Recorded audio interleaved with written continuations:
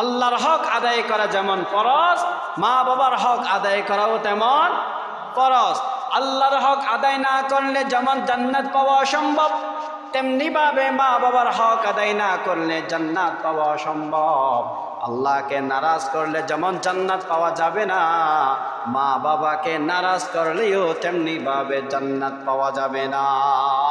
قال رسول الله صلى الله عليه وسلم رضا الرب في رضا الوالد وسخط الرب في سخط الوالد। দুনিয়ার মধ্যে যেই সমস্ত সন্তানের উপর নিজের মা এবং বাবা রাজি, আল্লাহ রাব্বুল আলামিন ওই সমস্ত সন্তানের উপর আল্লাহ রাব্বুল আলামিনও রাজি। আর যে সমস্ত সন্তানদের উপর নিজের মা এবং বাবা নারাজ, আল্লাহ রাব্বুল আলামিন বলেন ওয়াসাখাতুর রাব্বি ফি সাখাতিল ওয়ালিদ। যে সমস্ত সন্তানের উপর নিজের মা এবং বাবা নারাজ, আল্লাহ রাব্বুল আলামিন ওই সমস্ত সন্তানের উপর নারাজ। আর আল্লাহ রাব্বুল আলামিন যদি নারাজ থাকে কখনো জান্নাত পাওয়া যাবে? তেমনি ভাবে দুনিয়ার মধ্যে যদি মা বাবাদেরকে কি করেন, নারাজ করেন, আল্লাহ পাওয়া যাবে না। ফাইন্নাল জান্নাতা তাহতা রিজলাইহা, মা বাবার দুই পায়ের মধ্যে হলো সন্তানের বেহেশত। যদিও বা দুনিয়াবি সুরতের মধ্যে মা বাবার পায়ের তলে ময়লা পাওয়া যায়, আবর্জনা পাওয়া যায়, চ্যান্ডেল পাওয়া যায়, কিন্তু রব্বুল আলামিনের হাবিব সাল্লাল্লাহু আলাইহি ওয়াসাল্লাম বলেছেন ফাইন্নাল জান্নাতা তাহতা রিজলাইহা, মা বাবার পায়ের তলেই সন্তানের বেহেশত। সন্তান জান্নাত খোঁজার জন্য বিদেশে যেতে হবে না, জান্নাত খোঁজার জন্য কোনো মা বাবা ওই দরবারের কাছে যেতে হবে না, জান্নাত খোঁজার জন্য কোনো পীর মুরিদের মুতাওয়াজ্জিহ হতে হবে না, জান্নাত কামাই করার জন্য কোনো মাজারে গিয়ে সিজদা করতে হবে না।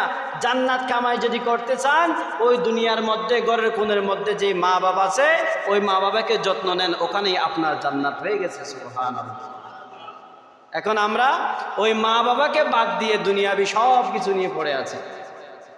দেখবেন বাবার কাছে গিয়ে কবুতর কি করে নিয়ে যায়, ফ্রাই করে নিয়ে যায়, মাংস ফ্রাই করে নিয়ে যায়, অমুক ফ্রাই করে নিয়ে যায়, তমুক ফ্রাই করে নিয়ে যায়, অথচ তার বাড়ির কোণের মধ্যে মা আছে, তার কোনো খবর নেই। ওই বাবাকে না দিয়ে মাকে দেন, ওই কবুতরের ফিসটা বাবার কাছে না নিয়ে মাকে খাওয়ান। মা যদি আপনার জন্য আল্লাহর কাছে দুই চোখের পানি ফেলে একটু দোয়া করে, পৃথিবীর বুলেট মিস হতে পারে, মা বাবার দোয়া কখনো মিস হবে না। খানায়ে কাবার একজন কালো ইমাম, অত্যন্ত অমায়িক ছিলেন, অত্যন্ত দুষ্ট ছিলেন। একদিন খানায়ে কাবার ইমামের মা সন্তানের ওই কালচারগুলো দেখে, দুষ্টামিগুলো দেখে, একদিন খানায়ে কাবার ইমামের মা আল্লাহর কাছে দোয়া করেছে, ইয়া রাব্বুল আলামিন, আমার সন্তানকে খানায়ে কাবার ইমাম বানাই দিও। সুবহানাল্লাহ বলবেন না? মা একদিন তার সন্তানের জন্য দোয়া করতেছে, ইয়া রাব্বুল আলামিন, আমার সন্তানকে একদিন খানায়ে কাবার ইমাম বানাই দিও। ওই খানায়ে কাবার ইমাম সবচেয়ে বড় কুচ্ছি, সবচেয়ে বড় দুষ্টামি করে।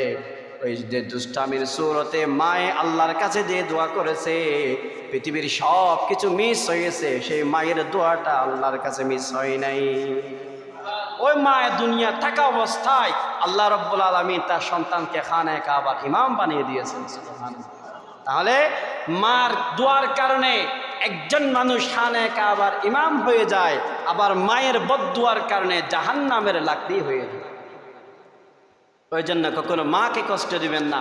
মাকে যদি কষ্ট দেন, শেষ মুহূর্তে গিয়ে মুখ দিয়ে কালিমা নসিব পাবেন।